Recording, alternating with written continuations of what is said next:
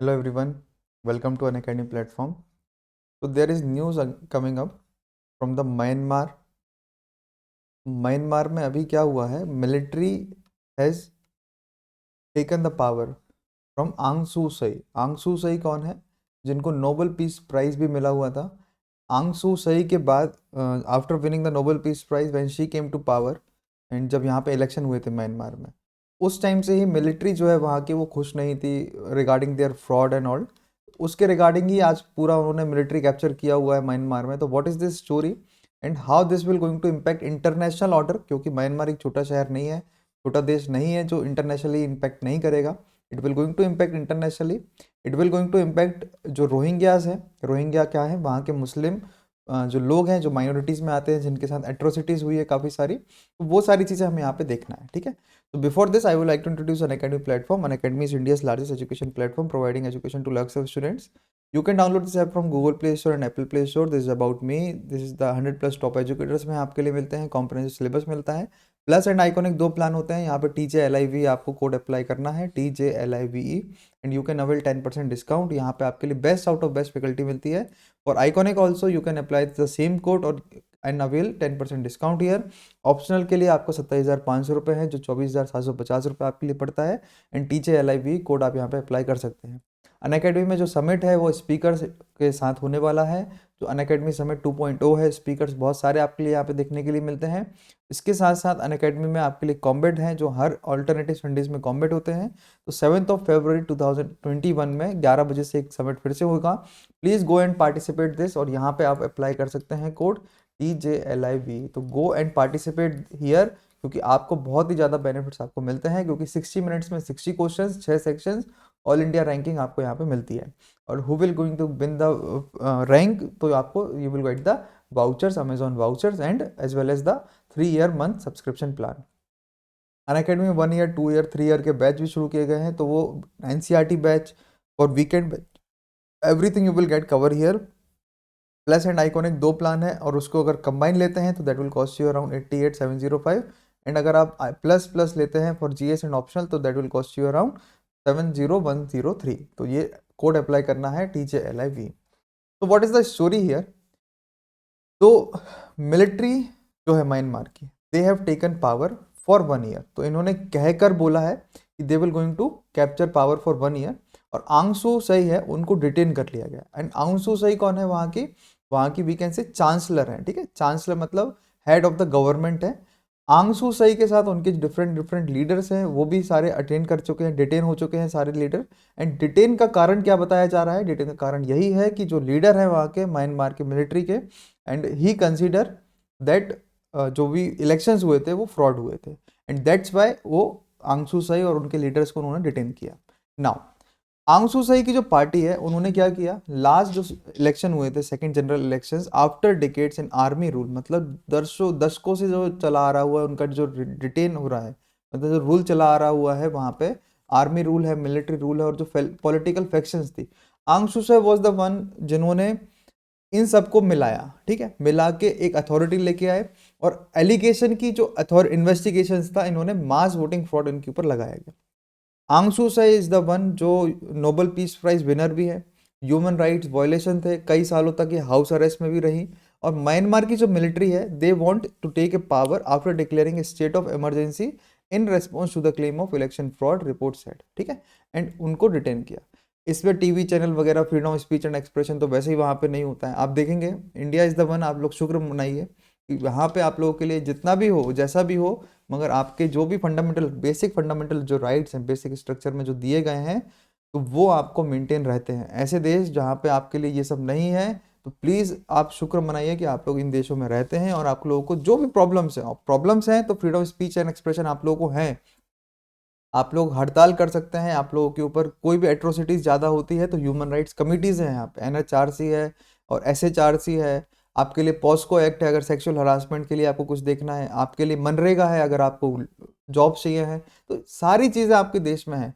आप ऐसे देशों को देखेंगे जहाँ पे मिलिट्री का रूल रहता है, जहाँ भी मिलिट्री का इंटरफेरेंस आ जाता है सोसाइटी के ऊपर, पॉलिटिकल के ऊपर, तो वहाँ पे वो सोसाइटी क्या होती है, अनडेमोक्रेटिक हो जाती है, और पूरी प्रॉब्लम वहीं से शुरू हो जाती है। Like in the case of Pakistan also. Pakistan में जब जनरल मुशर्रफ थे तो आपने देखा होगा कि कारगिल वॉर हुआ, उसके बाद वो प्रेसिडेंट रहे थे, मगर प्रेसिडेंट के साथ साथ जो उनकी आर्मी रूल है वो डोमिनेट करता है। आज भी इमरान खान गवर्नमेंट के ऊपर एलिगेशन लगाए जाते हैं कि he was also having army rule और डोमिनेट कर रहा है उनकी गवर्नमेंट के लिए। What is the international response here? तो देखो ये जो रिस्पॉन्स है उसमें एक ही चीज बताई जाएगी कि यूएस एंड ऑस्ट्रेलिया ये अर्ज करते हैं मिलिट्री के ऑब्वियसली कि वो सारे जो भी डिटेंशन किए गए हैं वो उनको रखें, क्योंकि जो इलेक्शन है तो यूएस ने अपोज किया कि कोई भी अटेम्प्ट जो किया गया अगर बदलने की कोशिश किए गए outcome of the recent elections और इम्पीड किया गया म्यांमार के डेमोक्रेटिक ट्रांजिशंस के लिए, और उसके खिलाफ वो खड़े रहेंगे और this step will going to take place. अब इसमें एक बात याद रखना होगा कि जो बिडेन अभी इलेक्शन जीते हैं, उससे पहले ट्रम्प थे। जो बिडेन के लिए पहली फॉरेन पॉलिसी होगी ये वाली जिसको वो टैकल करना होगा। This is the first policy जो अभी आफ्टर 20 जनवरी उनको ये टैकल करने के लिए फील करना पड़ेगा, ठीक है। एंड आंग सू चाई party they have von A landslide victory in the second general election and military जो रूल है वो सब क्या है, मास वोटिंग फ्रॉड की बात कर रहे थे। इधर पे UN, United Nation, European Union all are urging military rules. Urge करने का मतलब क्या होता है? अर्ज करने का क्या मतलब यह है कि वो लोग मान जाएंगे? नहीं, सबको पता है कि नहीं मानेंगे, क्योंकि मिलिट्री है, मिलिट्री के पास क्या होते हैं, बंदूकें होती हैं। एक्चुअली में अर्ज करने का मतलब होता है कि ग्रेव एट्रोसिटीज ना हो वहां पे, और जो नेता और पॉलिटिशियंस वहां के हैं उनको क्या हो, एक रियायत मिले, ठीक है। और इसी चीजों के कारण उनको क्या बोला जाता है, अर्ज करना, ठीक है। अब इसी में आता है म्यांमार की जो मिलिट्री है, म्यांमार की मिलिट्री को क्या बोला जाता है, तो तत्मा दव कहा जाता है। क्या बोलते हैं? तत्मा दव, ठीक है। तो तत्मा दव क्या करते हैं, दे आर डिनाइंग कि जो इलेक्शन, मतलब एक ही चीज पे अड़े हुए हैं कि डिनाई हुआ है। इसके अलावा एक चीज और है कि आंग सू सई भले ही नोबेल पीस प्राइज विनर हुई हैं और उनकी जो सरकार चल रही थी, मगर ग्रेव एट्रोसिटीज उनके राज्य में भी हमने देखा है against the Muslim Rohingyas in the Rakhine state. Rakhine province है, RAKHINE, ठीक है। तो रखाइन प्रोविंस में भी हमने क्या देखे, एट्रोसिटीज देखे हैं अगेंस्ट रोहिंग्या। तो रोहिंग्या का इशू, देन ये तख्ता पलट होना और जेनोसाइड होना रोहिंग्यास का। Then they have moved on to Bangladesh. Bangladesh में चित्तगोंग करके एक पूरी जगह है, तो चित्तगोंग में उनका सहना, मतलब उनका जाना, डिटेंशन कैंप बनना, उन सबको डिटेंशन में डाल देना, ये सारी चीज़ें क्या करती हैं, value will we can say grave human rights violation होती हैं। तो the lady which had won Nobel Peace Prize for that protection, और आज उन्हीं को ही ये सब चीज़ें फेस करना पड़ रहा है। तो दिस शोज कि कहीं ना कुछ लूपहोल्स है ना। जो बिडेन अभी हमने पढ़ा, तो US has become increasingly critical of Myanmar and last few years under the US president Donald Trump administration imposing target visa restrictions and financial sanctions in 2017। तो what they are doing, अब वो target visa वगैरह सब कुछ लगाते जा रहे हैं, ठीक है। अच्छा एक चीज और याद रखो, यहाँ पे मेकोंग गंगा निकलती है, मेकोंग रिवर निकलती है, जो काफी ज्यादा एरिया को कवर करती है, तो जोग्राफिकली भी आपको यहाँ पे ध्यान रखना पड़ेगा। अब बिडेन का टेस्ट क्या है, तो it is very clear that Biden administration represent a start breakdown from the previous government on human rights. And Australia के जो नेशनल यूनिवर्सिटी डिपार्टमेंट है, व्हाट दे आर सेइंग कि whatever government is in power, Aung San Suu Kyi or the military, they will going to face more pressure on human rights than Trump, who probably would not have cared either way, ठीक है। At the end what we can say कि China जो कि largest trading partner है Myanmar का, वो इन सब इंटरफ्रेंसेस में कभी नहीं पड़ता। आप कभी नहीं देखेंगे कि चाइना की तरफ से कोई स्टेटमेंट आ रही, क्योंकि उनके यहाँ पे इतने ग्रेव ह्यूमन राइट्स वायलेशन होते हैं, तो वो क्यों दूसरे के यहाँ पे जाके बात करेंगे, है ना। तो they are just interested in economy, उनको बस अपनी इकोनॉमी बढ़ानी है। एंड 10 टाइम्स इकोनॉमी ज़्यादा ट्रेड होता है म्यांमार में चाइना का यूएसए के कंपेरिजन में। And treatment of Uyghurs has tainted the international image of Suu Kyi, जिन्होंने नोबेल पीस प्राइज जीता था और मिलिट्री रिजीम के लिए वो लड़े थे, काफ़ी हाउस अरेस्ट रहे थे काफ़ी सालों तक। इन द सेम वे 70% जो है नेशंस के जो वोट्स हैं, they are eligible to vote, जिसमें से 322 आउट ऑफ 396 है ना, उन्होंने सीट जीता था। And 524 seats in the election held to state and regional parliaments and office showed data.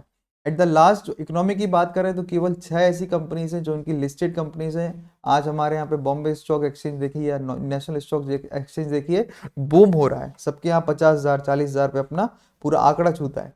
उसमें कितनी सारी लिस्टेड कंपनीज है, 50 से ज़्यादा तो पूरी लिस्टेड कंपनी है, 30 से ज़्यादा अनलिस्टेड, जितनी भी लिस्टेड कंपनीज होती हैं, और यहाँ पे केवल 6 ऐसी कंपनीज और लिस्टेड है।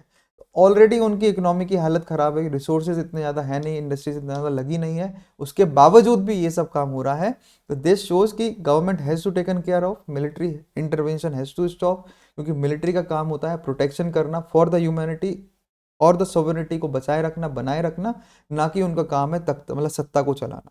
पॉलिटिकल पावर अलग होते हैं, मिलिट्रिकल पावर अलग होते हैं। तो मिलिट्री को कभी पॉलिटिक्स में नहीं जाना चाहिए, पॉलिटिक्स को कभी मिलिट्री में नहीं आना चाहिए। अगर एक बार आपने ऑर्डर दे दिया है सरकार ने कि यहाँ पे हमें अपनी सोवरेनिटी को प्रोटेक्ट करना है, तो मिलिट्री को फिर उसको छोड़ दो, क्योंकि मिलिट्री को अगर आपने इंटरफेयर किया कि किस तरीके से करना है, वो गलत हो जाता है। तो thank you so much for listening this topic. I will bring more topic related to this. Thank you so much. TJLIV is my code. Please like share and subscribe करते रहो, जितना करोगे उतना ही बेनिफिट आपको मिलेगा। And Darkeshwar Jain PSIR is my Telegram channel. So good night, we'll bring more topic. Okay.